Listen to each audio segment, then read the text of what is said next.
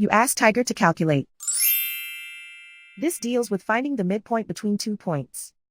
The midpoint between the 2 points is 16, 5.5. Let's solve it step by step. Plot the 2 points and calculate the midpoint using the formula. The coordinates of point 1 are x1 equals 15, y1 equals 8. The coordinates of point 2 are x2 equals 17, y2 equals 3. PM represents the midpoint of the 2 points.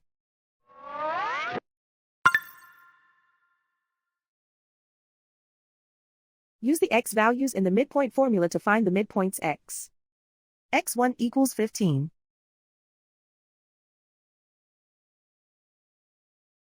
x2 equals 17.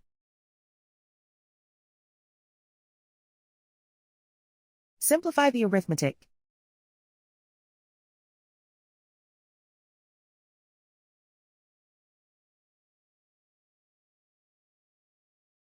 Use the y values in the midpoint formula to find the midpoints y. y1 equals 8.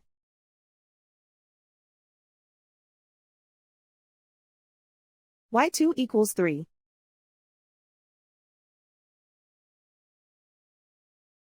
Simplify the arithmetic.